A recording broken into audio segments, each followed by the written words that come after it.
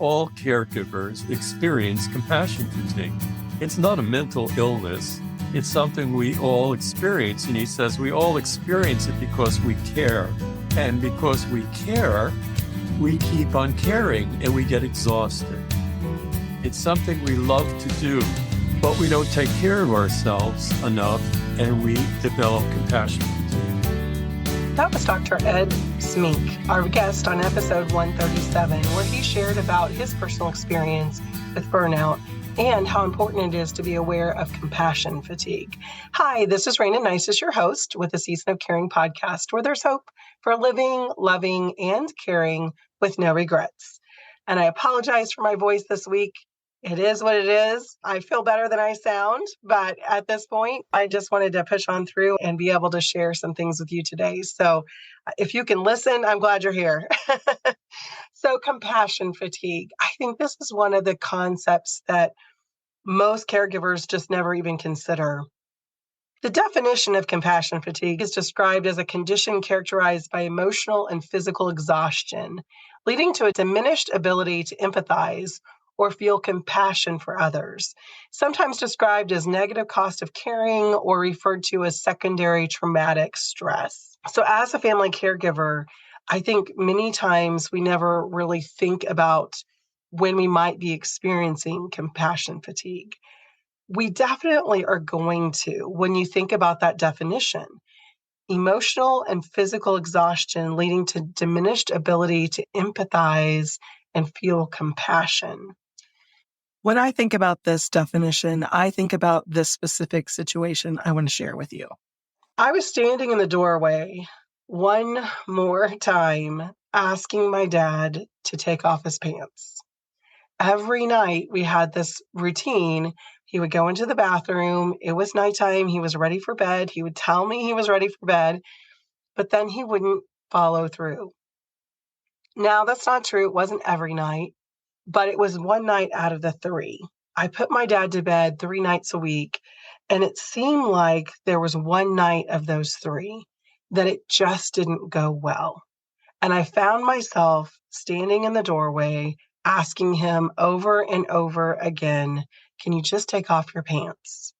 Such a funny request, but so important. Dad was incontinent at night, and we needed to get the special nighttime brief on, not to mention if it was wet, it wasn't going to absorb anything. I mean, we're going through a couple of pads every night and trying to make sure that he was in his jammies that we would throw into the laundry with the vinegar to really get them clean and all of those things. So getting him changed and ready for bed was something that needed to be done. And obviously, every night it needed to be done. And it was so funny because some nights it was so easy. Hey, Dad, can you take off your pants? Sure, you take them off. Some nights it just didn't work that way. He had a small bathroom right off of his bedroom, and I could just literally stand in the doorway. And that's what I learned to do, was just stand there and wait until we could accomplish the task that needed to be done. I knew if he got back into the bedroom, he'd probably end up in bed, and there was no way I was getting him out of bed. And there was no way he was going to let me change his pants while he was in bed. So he wanted to do it himself. But with Alzheimer's, that ability to problem solve, process, and start tasks is one of the biggest challenges that they face. And so being able to get him started also was challenging because when he was confused like that, he didn't know what I was trying to do. So there would be times that we'd get the belt unbuckled. My dad wore Levi jeans with a belt every day until later in the disease when we got to a point that we only wore pull-up pants. But honestly, most of the time that I was caring for him, he had those Levi's on with a belt, and we'd get that belt unbuckled and we'd start to unbutton the pants and he'd be like, oh, and he would suddenly button them back up and put the belt back on, and it was done. And so I learned as time went by, if I just stand quietly in the doorway, maybe not make any eye contact, just give him a little bit of time and try again. Hey, Dad, can you take off your pants? Sure, he would say. Sometimes he would just turn away and do something else. There were times he'd clean the shower, turn on the water in the sink and mess around a little bit, but it just wasn't happening. And it became so frustrating. It was so hard because I felt like as the evening went along, I began to dread, is this going to be one of those nights? Is this going to be one of those times that I can't get him to change? I literally found myself standing in the doorway for over an hour at times, just trying to give him space, trying to give him time, come back and try again. I came home from one weekend just tired, emotionally exhausted. The definition of compassion fatigue, I had learned not to push him, but there were times when I did and didn't realize I was. And that's when he would get angry and cuss at me or hit at me. Like I said, it wasn't the norm at all. And it certainly wasn't my dad, but that frustration, it just really came out in the evening. I think both of us, our patience was gone and we were tired. And so he just wasn't processing as well. And so I'd find myself in that place again. It had been a rough Saturday night. I'd driven home on Sunday and my husband asked me how I was doing. And I was like, oh, it was hard. I just don't know what else to do. The first two nights, he just got ready for bed. It was no big deal. But last night was just this big, long standoff. And it turned into ugly words. And it just hurts. It's hard to hear. And I know he doesn't mean it, but man, it's just getting hard. And he said, I'm sorry. And he said, well, what would happen if you just wrapped him in a hug and told him you loved him? I was like, for real? You haven't done this. You have no idea what you're talking about. I said, what would happen is he would hit me. And my husband was just like, oh, okay. And so that was the end of the conversation. Of course, you know how it goes. We mull those things over in our mind. And the next weekend, as I was standing in the doorway, asking my dad to take off his pants, and we're having that night, my husband's words came to my mind. What would happen if you just wrapped him in a hug and told him that you loved him? I thought, what do I have to lose? So I stepped in and I just wrapped my arms around him. He immediately stiffened up, his hands balled up in a fist up near his chest, and I just held him. And I talked really quietly into his ear and just said, Daddy, I love you. You're okay. I love you. So I rubbed his back quietly and continued to just hold him and tell him I love him. I'm there to support him. I'm there to help. Everything is okay. Daddy, I love you. You are okay. I'm just here to help you. He relaxed into the hug, and eventually those arms went from being balled up at his chest to wrapping around me and hugging me back. As I continued to just hold him and tell him I loved him and I was here to support him, I could just feel him relax into that.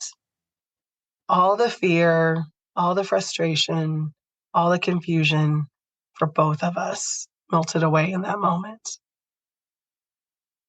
I held him for a while longer and continued to just tell him how much I loved him. And eventually I dropped my hands and he dropped his. I took a step back and he looked up into my face and he said, what do you need me to do? And I said, Daddy, I just need you to take off your pants. Such a funny thing to say in such a sweet, tender moment. But it was really what I needed. I just needed him to take off his pants so we could get his jammy pants on and get everything else done that needed to be done that night. When I think of that moment, I think of how I moved from compassion fatigue to leaning into love. And as a family caregiver, I think leaning into love is one of the things that we can always do to help us when we're feeling emotionally and physically exhausted and we're beginning to focus on the task more than the person. You are doing this because you love them. You are caring for them because you want everything for them. And I know that. And they just need to be reminded of that sometimes. Even if your loved one doesn't have Alzheimer's or diminished capacity, there are times that they're trapped in their own pain. They're trapped in their own frustration of what's happening to their body and they can't control. So always remembering to join them in love can change that. Now, do we need more? than just that moment of clarity, that moment of taking the time to remind them that we're here to help and to remind them that we're here to take care of them and to offer them what they need, definitely. But in the moment, I found that can make the biggest difference for me was just leaning into the love for that person right there in that moment. Taking the deep breath, getting focused back on them and what they need, and really thinking through how can I help meet their need. As a family caregiver, many times we find it very difficult to take respite. And respite is important. You're going to hear that over and over again. But being away, getting away, and being able to really recharge, I know you need it and it's important, but sometimes it feels like it's impossible to do. And I think at the same time, we have to stop and really think about what we can do and how we can find opportunities to get away in order to really get that complete refresh that we need. Because in the moment, we might be able to accomplish the task and it might go a lot easier than we thought it would.